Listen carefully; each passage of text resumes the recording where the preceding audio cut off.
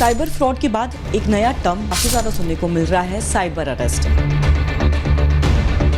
Digital arrest के cases हो रहे हैं, इसकी वजह से इतना प्रॉब्लम हो रहा है। ऐसे कॉल्स आते हैं ना, तो वो आपको यकीन दिलाने के लिए आपको कुछ ना कुछ लिंक्स भेजते हैं। तो होता क्या है कि जो फ्रॉड होते हैं वो बाकायदा पुलिस वाले बनकर बैठ करके वीडियो कॉल के जरिए ठगी करते हैं।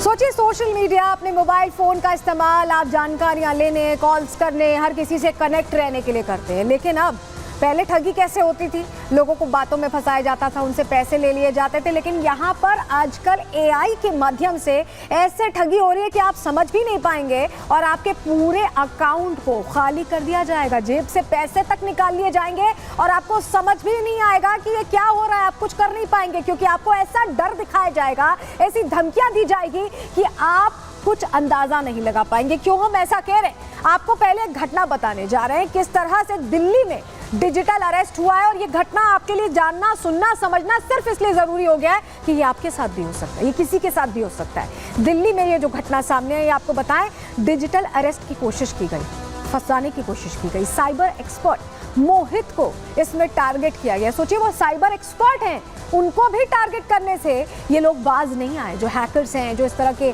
लोग हैं, ठगों ने 2 घंटे तक मोहित को अपनी बातों में फंसाए रखा, अरेस्ट करके एक तरह से रखा। वो स्क्रीन छोड़ के हिल नहीं पाए। ठगों ने मोहित को खूब डराने की कोशिश की, धमकाने की कोशिश की, फंसाने की कोशिश की। मोहित यादव ठगों के जाल में नहीं फंसे क्योंकि वो साइबर एक्सपर्ट हैं, उनको जानकारी थी। लेकिन सोचिए, अगर वो साइबर एक्सपर्ट नहीं होते, अगर उन्हें जानकारी नहीं होती, जैसे हमें और आपको इतनी जानकारी अगर इस बात की ना हो, तो हमारे तो अकाउंट खाली हो जाएंगे, हमारे तो पैसे लेके वो भाग जाएंगे। मोहित यादव ने घटना का वीडियो बनाया और ये वीडियो आपको सावधान करेगा, आपको समझाएगा कि ऐसे इस तरह के घटनाक्रम अगर होते तो कैसे बचना है। यही वजह है, ये खबर हम आपको दिखा रहे हैं। ठगी की कोशिश का वीडियो रिकॉर्ड हुआ है और ये वीडियो हम आपको आज दिखाएंगे। तरकीब भी बताएंगे कि कैसे बचना है। मोहित ने साइबर थाने में इसकी शिकायत भी दर्ज करा दी क्योंकि ये घटना जो हुई है, जिन लोगों ने इस घटना को अंजाम दिया है, उन तक पहुंचना बहुत जरूरी है। चलिए, अब आपको जल्दी से पहले तस्वीर दिखाते हैं। डिजिटल अरेस्ट जिसकी हम बात कर रहे हैं, कैसे हुआ ये? मोहित की आप तस्वीर देखिए, ये देखिए, ये मोहित है और ये जो लैपटॉप पर एक शख्स आप देख रहे हैं, यही वो शख्स है जिसने 2 घंटे तक कोशिश की कि मोहित से सारी जानकारियां निकालें। तस्वीर आप जो देख रहे हैं, ये तस्वीर बताने के लिए काफी है कि कैसे फर्जी कॉल मोहित को आया और उसके बाद साइबर ठगों ने बहुत देर तक मोहित को बातों में उलझाकर जानकारियां निकालने की कोशिश की। लेकिन वो नहीं जानते थे, जो ठग थे वो नहीं जानते थे कि मोहित साइबर एक्सपर्ट हैं। वो उनकी बातों में नहीं आने वाले। कोशिश तो यही थी कि उन्हें फंसा लिया जाए, लेकिन फंसा नहीं पाए। TRI के नाम पर फर्जी कॉल की। जी हाँ, टेलीकॉम रेगुलेटरी अथॉरिटी के नाम पर यह कॉल आई और 2 घंटे में नंबर बंद होने की बात कह दिया कि 2 घंटे में नंबर बंद हो जाएगा आपका। साइबर एक्सपर्ट मोहित ने इस पर कारण पूछा कि क्या वजह है, क्यों नंबर बंद हो जाएगा। इस पर कहा गया कि फोन नंबर मिसयूज किया जा रहा है, यानी गलत चीज में इस्तेमाल किया जा रहा है। आपसे भी कोई ऐसा कहे तो सुनिए आगे क्या करना है। मनी लॉन्ड्रिंग की बात कह दी कि आप पैसा इधर उधर कर रहे हैं, हेरा फेरी कर रहे हैं, डराने की कोशिश की गई। मुंबई के एक थाने में FIR की कहानी गढ़ दी गई। अगर आपको कोई कॉल करे और आपसे बहुत सीरियसली कहे ऐसे पुलिस अधिकारी बन के कि आपके खिलाफ एक FIR है, आप घबरा जाएंगे। ऐसा ही हुआ। वीडियो कॉल पर 2 घंटे तक, सोचिए, 2 घंटे तक ये वीडियो कॉल चलती रही, धमकाया जाता रहा, फंसाया जाता रहा। लेकिन मोहित, क्योंकि साइबर एक्सपर्ट थे, वो ठगों की चाल पहले ही समझ गए। अगर मोहित आम आदमी होते तो वो भी फंस जाते, हम और आप भी फंस सकते हैं। और इसीलिए आपके लिए जरूरी है ये देखना। चलिए, आपको तस्वीर जल्दी से दिखा देते हैं। ये तस्वीर देखिए, ये आप देख रहे हैं, लैपटॉप पर वीडियो कॉल चल रही है और मोहित को धमकाने की कोशिश की जा रही, समझाने की कोशिश की जा रही, क्योंकि ठग नहीं जानते थे कि ये साइबर एक्सपर्ट है। तस्वीर आपको फुल फ्रेम दिखा रहे हैं। 2 घंटे तक ये सब कुछ होता रहा,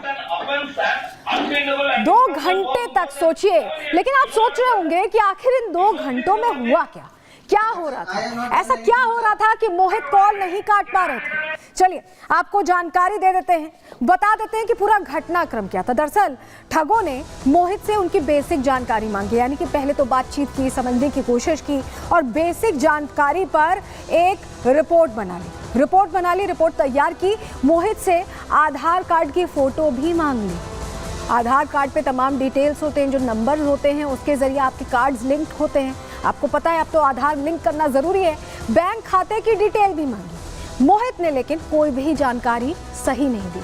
आपके पास भी कॉल आए तो आपको भी कोई जानकारी सही नहीं देनी है, बल्कि फोन काट देना है। मोहित ने ठगों को फर्जी नाम पता बताया, सही नाम नहीं बताया, क्योंकि वो समझ गए थे कि ये कुछ और कोशिश हो रही है। इसी नाम पर ठगों ने एक फर्जी वारंट बना दिया। सोचिए, गलत नाम दिया, कैसे पता चला?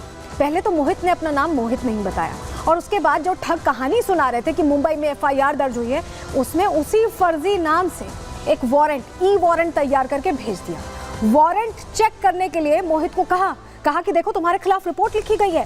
फर्जी इंस्पेक्टर बीच में मोहित को डराता रहा, कहता रहा कि तुम्हारा मामला बहुत गंभीर है, तुम फंस जाओगे, तुम्हें जेल हो सकती है। मोहित ने ठगी का पूरा वीडियो रिकॉर्ड किया, हमारे आपके जैसे लोगों को सचेत करने के लिए, सावधान करने के लिए, क्योंकि ये समझना जरूरी था कि आखिर किस तरह से घटना होती है, क्योंकि डिजिटल अरेस्ट की घटनाएं आजकल बहुत तेजी से बढ़ती हुई दिखाई दे रही हैं और इसमें समझ नहीं आता कि आखिर हो क्या रहा है। चलिए आपको जरा बताते हैं कि बात क्या हुई। जरा फुल फ्रेम करिएगा, ऑडियो सुनाइएगा, किस तरह से बातचीत हुई है, सुनिए।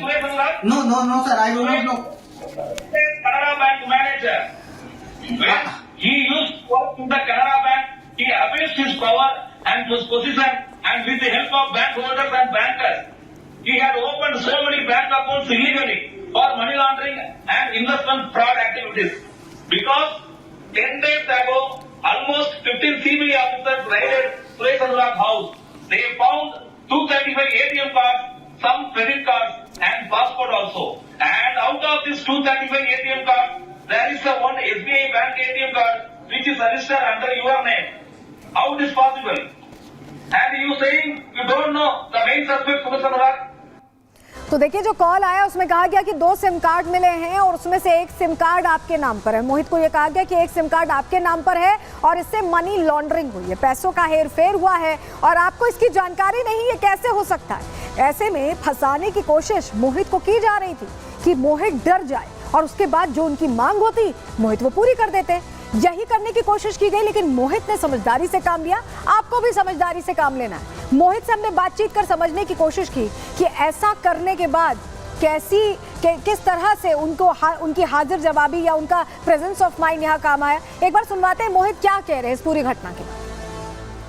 कॉल आया जिसमें मुझे बोला गया कि ट्राई की तरफ से दूरसंचार विभाग की तरफ से आपके लिए कॉल है और आपका जो नंबर है वो बंद हो जाएगा और वो 2 घंटे के अंदर बंद हो जाएगा। आपको एक दबाकर आप उसकी और जानकारी ले सकते हो। तो मैंने एक दबाया और ऑटोमेटिकली वो कॉल सेंटर पर चला गया। कॉल सेंटर पर एक पर्सन मुझे बोलता है कि आपका जो नंबर है वो मुंबई में यूज़ हुआ है, आपके नंबर के थ्रू कुछ इलीगल एक्टिविटीज़ पाई जा रही है, जो कि अब आपका नंबर विद इन 2 डेज़ के अंदर वो बंद कर दिया जाएगा। तो अगर आप इसको सॉल्व कराना चाहते हो तो एक बार आप पुलिस स्टेशन में, मुंबई पुलिस स्टेशन बात कीजिए।